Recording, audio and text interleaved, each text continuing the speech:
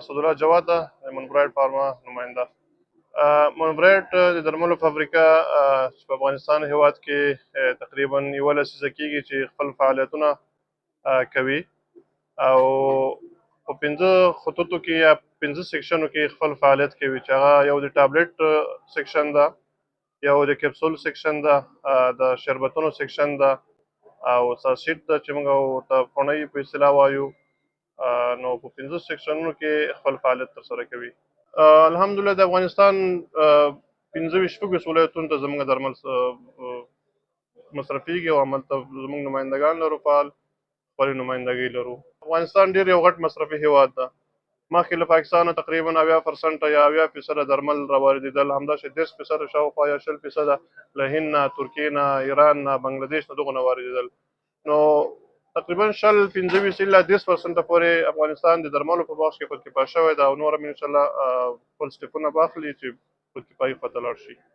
بازار تقاضا د وطني درملو په باب باندې بیخي ډېره شوې ده او هر کسټمر، هر ډاکټر، د هر دواخانې والا تقاضا هم دا ده چې خپل درمل استعمال کړي، ځکه دوی د وطني درملو نه ډاډ ترلاسه کړی ده. کله چې له یو شي نه ډاډ ترلاسه کړي نو هر کسټمر هم خوشحاله کېږي هم دې ته چې خپل درمل استعمال کړي، ځکه دا د خودکفایي لپاره یو چانس ده چې افغانستان د خودکفایي لپاره وځي، چې د خلکو مایند سیټ هم دې ته جوړ شوی دی چې خپل درمل استعمال کړي.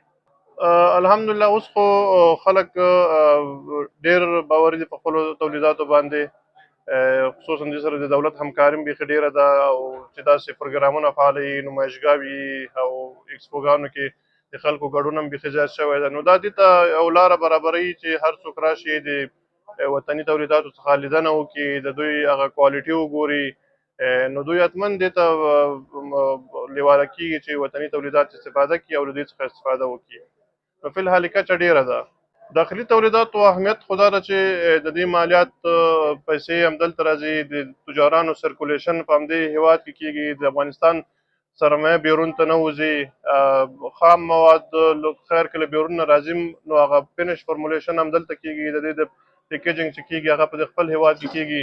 خلکو ته د کار زمینه سازي په دې کې بیخي ډېره شوې ده، خلک په کار باندې کېږي او ورځ په ورځ د خلکو ذهنیت هم دې ته کېږي چې خپل پروډکټ استعمال کړي، خپلو فابریکو کې کار وکړي او بالاخره د خودکفایي لپاره یو غټ ګام واخلو. ستونزې به وي چون افغانستان یو داسې جغرافیه کې موقعیت لري چې د اکثره ګاونډیو هیوادونو سره پولې کله تړلې وي په سیاسي لحاظ باندې، په نورو لحاظونو باندې، نو مستقیما نورو هیوادونو ته موږ لاسرسی ډېر نه لرو چې زموږ خام مواد هم په صحیح طریقه باندې په خپل وخت باندې راشي. بعضې وخت کې د هوا له لارې نه راځي، بهیر چې هغه قیمت هم تمامېږي، نو دا په وطني تولیداتو باندې تاثیر هم کوي. نو انشاءالله ستونزې دې حل کېږي به ورو په ورو. دولت هم توجه دې ته ډېره شوې ده چې داخلي سکتور تقویه کړي او دې ته هغه سهولتونه ورکړي چې امکانات دولت په لاس کې وي هغه ټول ورته مهیا کړي دي الحمدلله. منبراید فارما په راتلونکي کلونو کې دا پلان لري چې مطلب کوم فی الحال دوی 80-85 پروډکشن لري فعال، نو غواړي دا 100 ته ورسوي، له 100 نه 1.5 ته ورسوي او دې سره نور خطوط فعال کړي چې هغه زموږ انجکشن دی، د سیرومونو بخش ده یا د انفیوژن بخش ده. نو سټپ بای سټپ نور سیکشنونو ته هم موږ داخلېږو چې هغه فعال شي او هیوادوالو ته وړاندې کړو. منبراید فارما فی الحال 15 قلمه درمل تولیدوي.